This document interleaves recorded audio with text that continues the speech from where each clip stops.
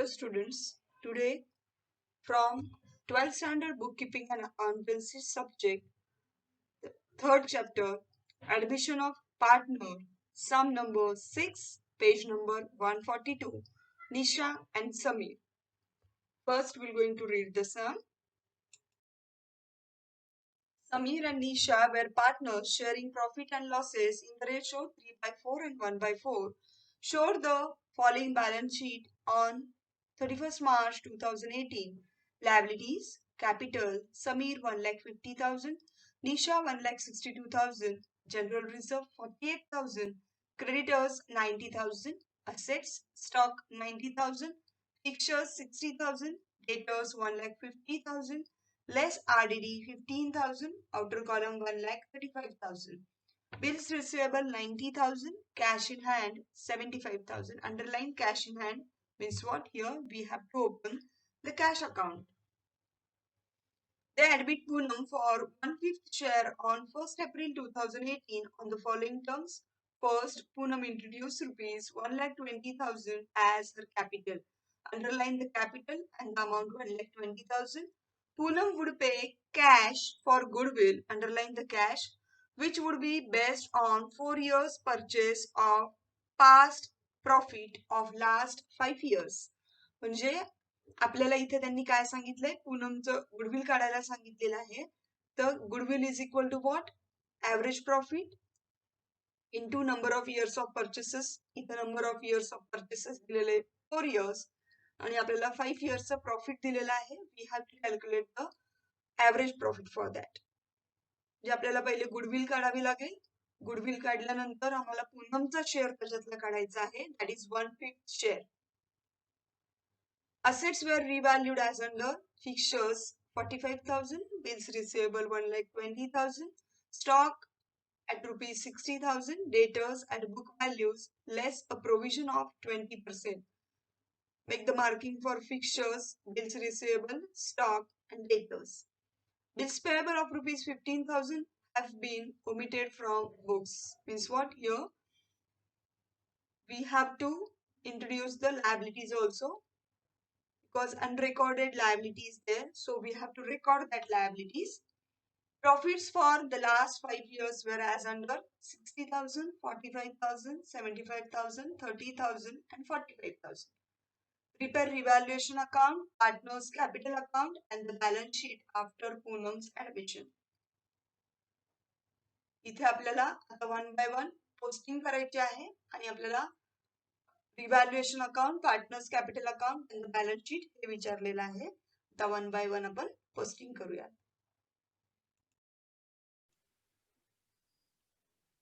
समीर आणि निशाच्या सम मध्ये आपल्याला त्यांनी प्रॉफिट दिलेला आहे 5 वर्षाचा. त्याच्यावरून आपल्याला गुडविल सुद्धा काढायचं आहे, गुडविलची अमाउंट काढायची आहे. तर आपण 1 by 1 पहिले पोस्टिंग करूया. नेहमीप्रमाणे आपण लायबिलिटी साइड पहिले ट्रान्सफर करणार आहोत. बॅलन्स शीट लायबिलिटी साइड आपण ट्रान्सफर करणार आहोत. कॅपिटल बॅलन्सेस आपण ट्रान्सफर करूयात. पहिले पार्टनर्स कॅपिटलला लिहिणार आहे बाय बॅलन्स ब्रॉट डाउन. समीरला असणार आहे 1,50,000, निशाला असणार आहे 1,62,000. तसंच आपल्याला बॅलन्स शीटच्या लायबिलिटी साइडला तिन्ही पार्टनरची नावं लिहायची आहेत, कारण की पार्टनर्स कॅपिटलचा जो बॅलन्स असणार आहे तो आपल्याला इथं ट्रान्सफर करायला लागणार आहे. म्हणून आम्ही लायबिलिटीजला लिहिले capital account, Sameer, Nisha and Poonam. Then general reserve should be distributed among the old partners. Admission मध्ये फक्त आणि फक्त ओल्ड पार्टनर्सला आपण देणार आहे. आमची जर्नल एंट्री येते general reserve account debited to old partners capital account. आम्हाला जनरल रिझर्व डिस्ट्रीब्यूट करायचा आहे. त्यांचा रेशो आहे 3:1. So the 48,000 divided by 4, the amount will be 12,000. आमचा भागाकार 12,000 येणार आहे. एकदा 3 ने मल्टिप्लाय करायचं आहे आणि समीरला अमाउंट द्यायचे 36,000 जाईल आणि निशाला 12,000 into 2, so 24,000. Then next, creditors.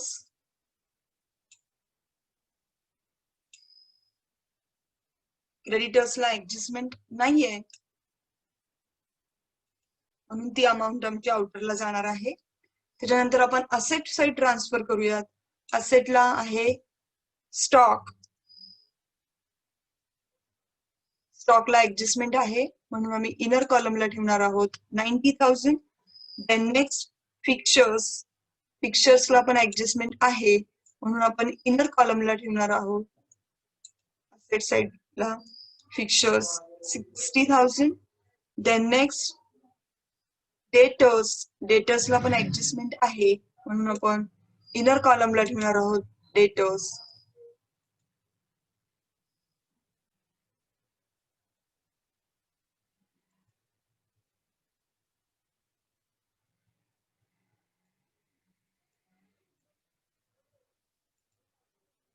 $1,50,000. Then next bills रिसिवेबलची अमाऊंट आहे आपल्याकडे 90,000. बिल्स रिसिवेबलला पण आमच्याकडे ऍडजस्टमेंट आहे म्हणून आम्ही इनर कॉलमला ठेवणार आहोत bills receivable 90,000. Then cash in hand म्हटल्यावरती कॅश अकाउंट ओपन करावं लागणार आहे आपल्याला.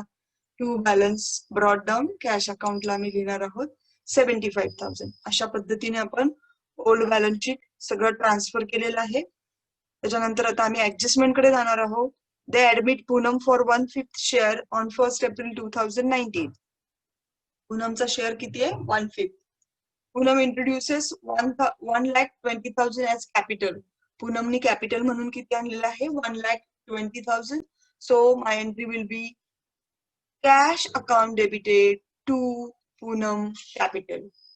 कॅश अकाउंटच्या डेबिटला लिहिणार आहे मी टू पूनम कॅपिटल 1,20,000 आणि पार्टनर्स कॅपिटलला लिहिणार आहे मी बाय कॅश आणि पूनमच्या अमाऊंट कॉलमला लिहिणार आहे 1,20,000. देन सेकंड ऍडजस्टमेंट आहे आमची Poonam would pay cash for goodwill. म्हणजे पूनमनी गुडविल कॅश मध्ये आणलेलं आहे. म्हणजे कुठली मेथड झाली ही premium method. Which would be based on 4 years purchases of past profit of last 5 years. म्हणजे आम्हाला प्रॉफिट काढावा लागणार आहे. आम्हाला प्रॉफिट दिलेला आहे त्याच्यावरून आम्हाला गुडविलची अमाऊंट जी की पूनमनी आणलेली आहे कॅश मध्ये ती अमाऊंट आम्हाला काढायला लागणार आहे. त्याच्यासाठी आम्हाला लास्ट 5 इयरचे प्रॉफिट आपल्याला दिलेले आहे त्याच्यावरून आपल्याला गुडविलची अमाऊंट काढायची आहे आणि मग त्याच्यानंतर आम्ही पूनमचा शेअर काढणार आहे आणि ती अमाऊंट पूनमनं गुडविल म्हणून कॅश मध्ये आणलेली आहे. आता आपण गुडविलचं कॅल्क्युलेशन बघूया.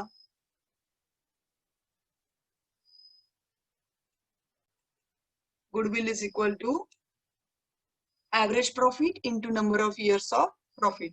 त्याच्यासाठी आम्हाला गुडविल काढावं लागणार आहे, ऍव्हरेज प्रॉफिट काढावं लागणार आहे. Average profit is equal to total profit divided by number of years. आम्हाला टोटल प्रॉफिट काढण्यासाठी जे आम्हाला 5 वर्षाचे प्रॉफिट त्यांनी दिलेले आहेत ते प्रॉफिट आम्हाला इथे मेन्शन करावे लागणार आहे. त्याची आम्हाला टोटल घ्यावी लागणार आहे. ती आहे 60,000 plus 45,000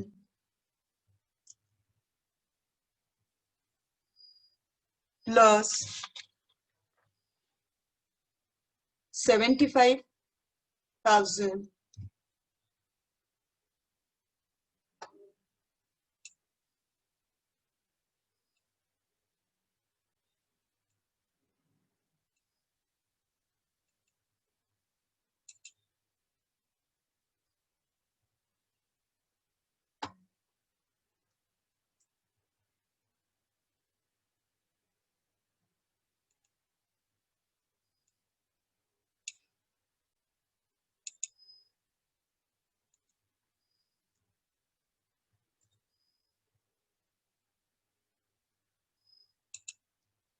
plus 30,000 plus 45,000 whole divided by number of years आहे आमचे 5. सो आम्ही ह्याची टोटल केली आणि ह्याला 5 नी डिवाइड केलं.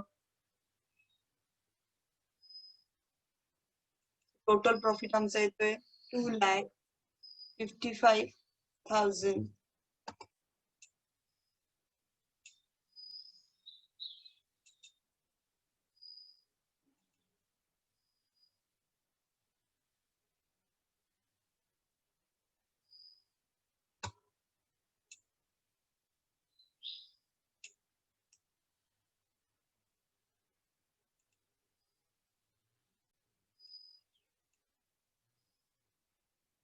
आमची अमाऊंट येईल 2,55,000 डिवायडेड बाय 5 म्हणजे आमची अमाऊंट येणार आहे 51,000.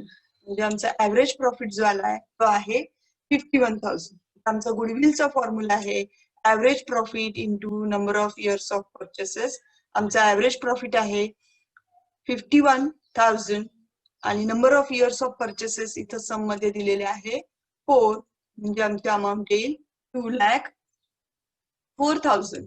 आता त्यातनं आम्हाला काय करायचंय तर पूनमचा शेअर काढायचा आहे. पूनमचा शेअर काढताना आम्हाला काय करावं लागणार आहे Poonam shares is equal to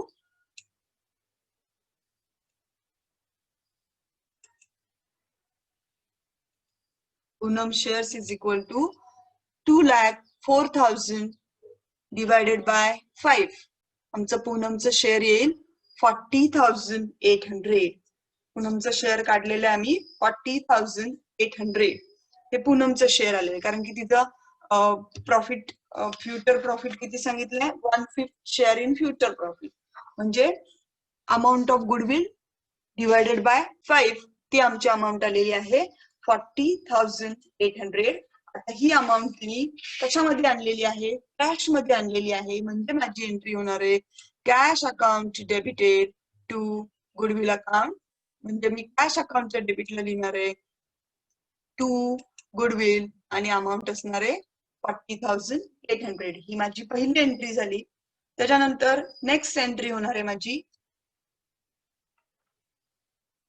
next entry होईल goodwill is retained in the business. ही सिच्युएशन आपण कन्सिडर करणार आहोत.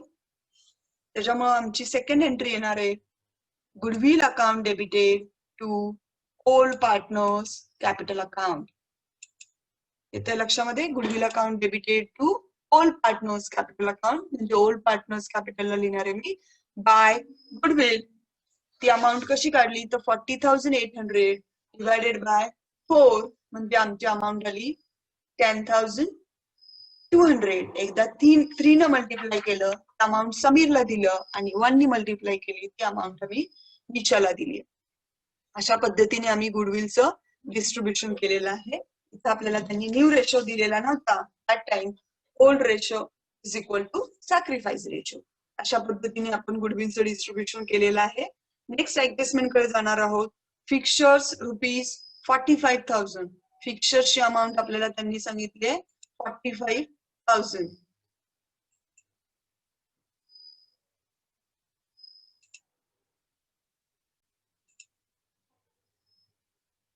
फिक्चर्सची अमाऊंट आहे 45,000. So there is a depreciation झालेलं आहे तिथे म्हणजे आम्ही लिहिणार आहोत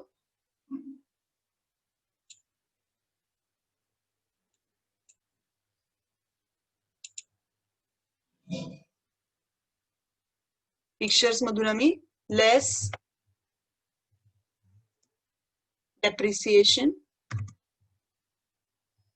कितीनं लेस झालेलं आहे तर आमची अमाऊंट लेस झालेली आहे 15,000 न. So we can say that there is a decrease in asset. Decrease in assets असेल आम्ही जाणार आहे रिव्हॅल्युएशनच्या डेबिटला. आमची जर्नल एंट्री येते revaluation account debited to fixtures कितीनी कमी झाली आहे तर 15,000 ने ती अमाऊंट आमची कमी झालेली आहे. देन नेक्स्ट सांगितलं त्यांनी बिल्स रिसिवेबल ₹1,20,000. बिल्स रिसिवेबलची अमाऊंट आहे ती आमची झालेली आहे 1,20,000. So there is a increase in bills receivable. So we can say that add increase. So कितीनी इन्क्रीज झालेली आहे तर बिल्स रिसिवेबलची अमाऊंट आमची 30,000 ने इन्क्रीज झालेली आहे.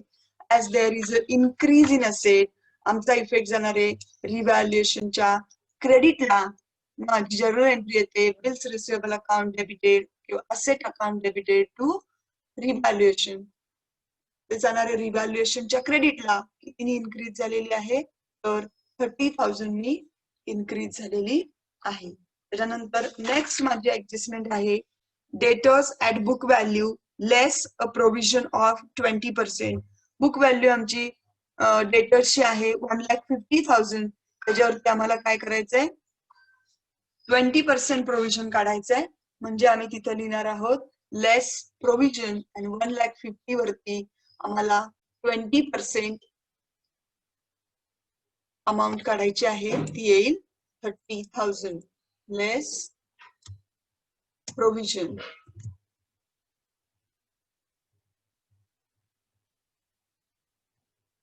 अमाउंट येईल आमची 30,000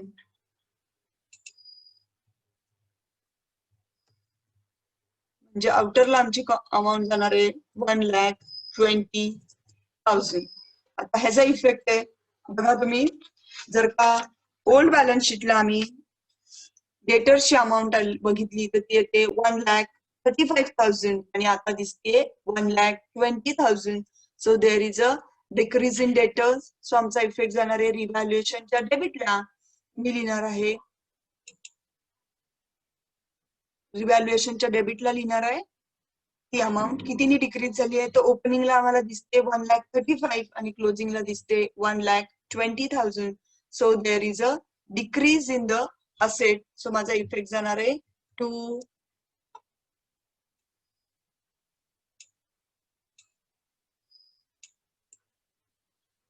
प्रोव्हिजन. सो जाईल माझा इथे effect to provision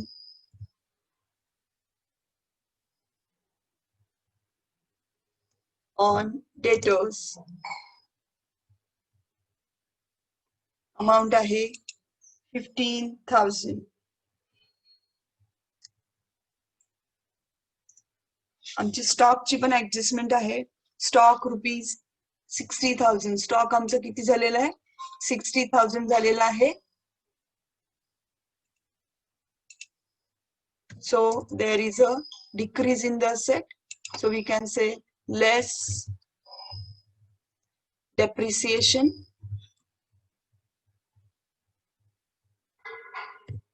he amount जाणार आहे स्टॉकची आमची रिव्हॅल्युएशनच्या डेबिटला आणि कितीनं ते लेस झालेलं आहे तर 30,000 ने आमचा स्टॉक डिक्रीज झालेला आहे.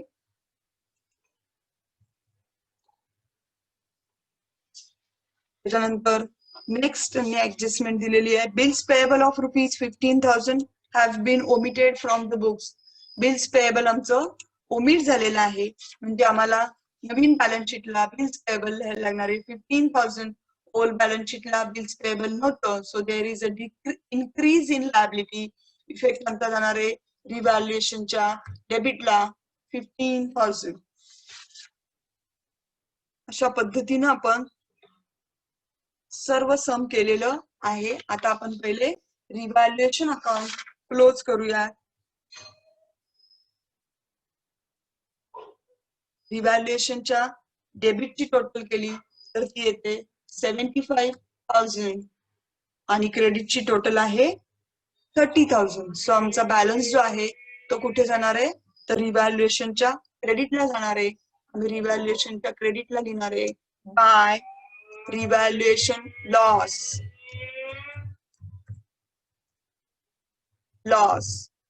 आता हा जो लॉस असणार आहे हा आम्ही ओल्ड पार्टनर्स मध्ये डिस्ट्रीब्यूट करणार आहे. म्हणजे हा जो लॉस आहे तो आम्ही समीर आणि निशामध्ये डिस्ट्रीब्यूट करणार आहोत आणि त्यांचा रेशो आहे 3:1. आमचा रिव्हॅल्युएशनची लॉसची जी अमाऊंट आहे ती आहे 45,000. ती आम्ही 3:1 अशी डिस्ट्रीब्यूट केली तर आमची ती अमाऊंट येते समीरला 33,750 आणि निशाला येते ती अमाऊंट 11,250. अशा प्रकारे आम्ही रिव्हॅल्युएशन क्लोज केलं आहे. रिव्हॅल्युएशनचा जो लॉस आहे तो आम्हाला पार्टनर्स कॅपिटलला ट्रान्सफर करायला लागणार आहे. आमची जर्नल एंट्री येईल partners capital account debited to revaluation. So partners कॅपिटलला आम्ही लिहिणार आहोत टू रिव्हॅल्युएशन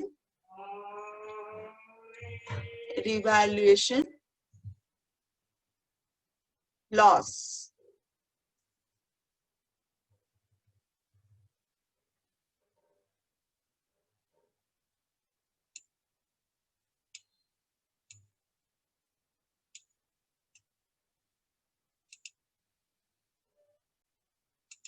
इव्हॅल्युएशनचा लॉस समीरचा आहे 33,750.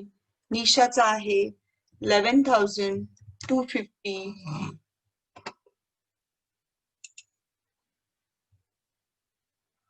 आता आम्ही पार्टनर्स कॅपिटलची टोटल करणार आहोत. समीरची टोटल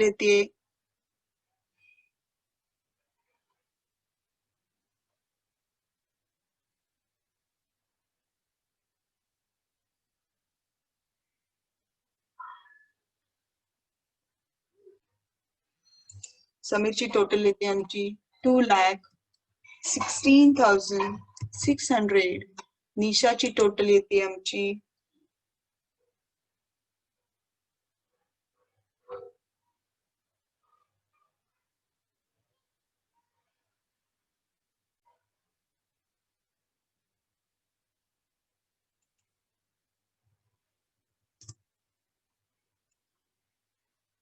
आपण डिस्ट्रीब्यूट केला होता जनरल रिझर्व 3:1 रेशो मध्ये. निशाची अमाऊंट येते 12,000. सो इथं आमची टोटल येईल 1,84,200. आणि पूनमची टोटल येणार आहे आमची 1,20,000. आता डेबिटच्या टोटल मधून क्रेडिटच्या टोटल मधून आपल्याला डेबिटची टोटल लेस करून जी अमाऊंट असणार आहे ती असणार आहे आमची टू बॅलन्स कॅरीड डाऊन 2,16,600 मधून आम्ही 33,750 लेस केली तर आमची अमाऊंट येते 1,82,850. आणि निशाची येते 1,84,200 मधून आम्ही 11,250 लेस केली तर आमची अमाऊंट येते 1,72,950. आणि 1,20,000 मधून 0 लेस केला तर आमची अमाऊंट येते 1,20,000. अशा पद्धतीने आम्ही हे पार्टनर्स कॅपिटल क्लोज केलेले आहे. आता हा जो बॅलन्स असणार आहे आपला तो आम्हाला बॅलन्स शीटला ट्रान्सफर करावा लागणार आहे. पहिले पार्टनर्स कॅपिटल क्लोज करून घेऊया.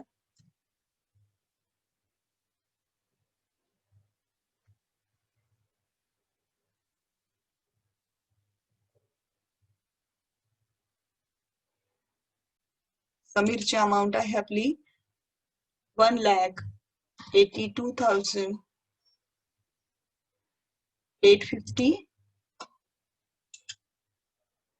निशाची अमाऊंट आहे आपली 1,72,950. आणि पूनमची अमाऊंट आहे आपली 1,20,000. त्यानंतर आपल्याला बँकची जी अमाऊंट आहे कॅशची जी अमाऊंट आहे त्याची टोटल करायची आहे.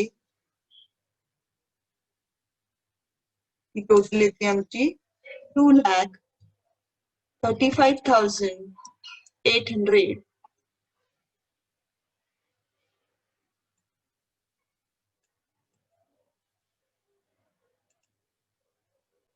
$2,35,800 हा बॅलन्स जो आहे तो आमचा जाणार आहे क्रेडिटला. मग क्रेडिटला आमची अमाऊंट येणार आहे 2,35,000. 800 ही अमाऊंट आम्ही बँक कॅशची बॅलन्स शीटला ट्रान्सफर करणार आहोत. कॅश आणि टोटल आहे 2,35,800. अशा पद्धतीनं आम्ही सगळे अमाऊंट ट्रान्सफर केलेले आहेत बॅलन्स शीटला. आता आम्ही त्याची काय करणार आहोत तर टोटल घेणार आहोत.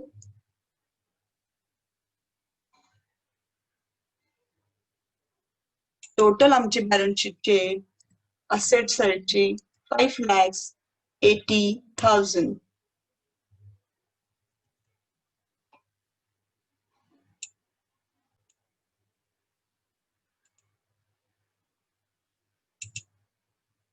आणि आम्ही लायबिलिटीची टोटल केली.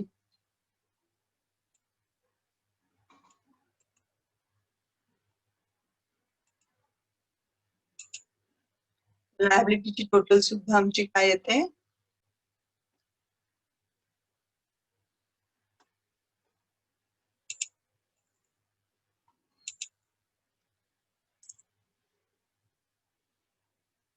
5,80,800. लायबिलिटीची पण टोटल आहे 5,80,800. त्या पद्धतीनं आपण हे सम सॉल्व्ह केलेलं आहे. ह्या सम मध्ये नवीन काय शिकलो तर गुडविलचं कॅल्क्युलेशन केलेलं आहे आपण. ऍव्हरेज प्रॉफिट मेथडनं सम होतं म्हणून गुडविलचं कॅल्क्युलेशन आपण केलेलं आहे. ऍव्हरेज प्रॉफिट पहिले काढलेलं आहे, त्याच्यानंतर गुडविलची अमाऊंट काढलेली आहे, त्याच्यानंतर इनकमिंग जो पार्टनर आहे त्याचं शेअर किती आहे गुडविलचं ते आपण काढलेलं आहे. आणि ह्याच्यामध्ये एक अजून ऍडजस्टमेंट होती की बिल्स पेएबल आपल्या ओल्ड बॅलन्स शीट मध्ये नव्हतं, तर न्यू बॅलन्स शीटला म्हणजे त्यांनी इथं मेन्शन केली आहे की bills payable of ₹15,000 have been omitted from the books. एखादी लायबिलिटी नव्यानं आपल्याला एंट्री करायची असेल तर त्यावेळेस ती कशी करायची ते आपण इथे बघितलेलं आहे. अशा पद्धतीनं आपण हे सम सॉल्व्ह केलेलं आहे. आशा आहे की सगळ्यांना समजलं असेल.